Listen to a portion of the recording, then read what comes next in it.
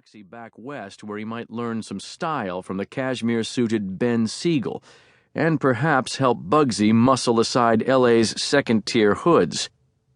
But Mickey had gained little notice until 1945, when 250-pound Maxie Shaman stormed into his thinly disguised gambling parlor in a Santa Monica Boulevard paint store. Mickey said Big Maxie had come at him with a .45, the one found by the body, so he had no choice but to plug the burly bookie with the .38 he kept in his desk. Since then, another bookmaker, Polly Gibbons, had been shot 7 times on a Beverly Hills street. Next to fall in 1946 were Chicago natives Benny the Meatball Gamson and George Levinson, that dual execution generating the Gangsters in Gambling War headline that was the last straw for Los Angeles officials, and the reason Lieutenant Willie Burns assembled 18 hand-picked candidates for a secretive new squad that October. "You'll be working with these," Burns told them as he hoisted the Tommy gun and slid in its circular 50-round drum.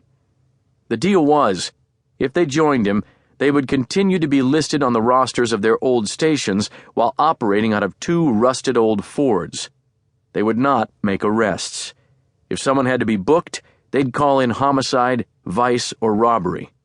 They would also be available for other chores, as Chief C.B. Horrell saw fit. They would have cash at their disposal, a Secret Service fund to pay informants who might help them gather intelligence on the likes of Bugsy, Dragna, and Mickey Cohen. But they would have no office. They'd meet on street corners, in parking lots, and up in the hills. In effect, they would not exist. Burns gave the 18 men a week to ponder his invitation and some advice from an old lieutenant at the 77th who said an assignment like that could get you in good with the chief or even make you a hero. Or you could end up down in San Pedro walking a beat in a fog.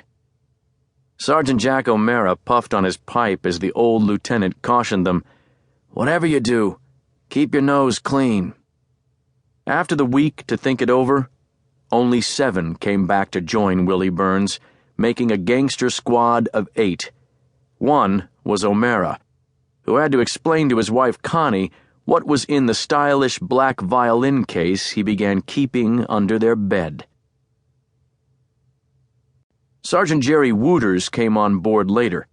He was not a church usher or a pipe smoker. He went for cigars or cigarettes which he dangled from the corner of his mouth. Gerard Jerry Wooters was lean and angular. He was all about playing the angles. He was the son of an itinerant gold miner who had come to California following its oldest get-rich-quick fantasy, but mostly stayed poor. Jerry tried to avoid the war but couldn't, then got shot down over the Pacific and was left floating in a raft. If a Japanese boat found him first, he was dead. If an American ship found him, he'd come home with medals. After he came home with his medals, he kept photos of himself with the comely nurses who helped him recover. As a policeman, he displayed the same screw-you defiance to the crooks and his bosses alike.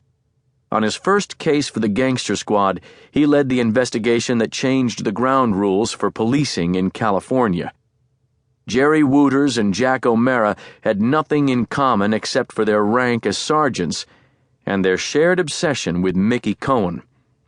In time, O'Mara set a trap for Mickey, using his own guns to prove he was a killer. Wooters forged an alliance with Mickey's budding rival of the 1950s, Jack the Enforcer Whalen, a powerhouse of a man who took pride in never needing a gun. His fists were enough, and had dreams of making it in Hollywood. Neither cop told the other what he had done.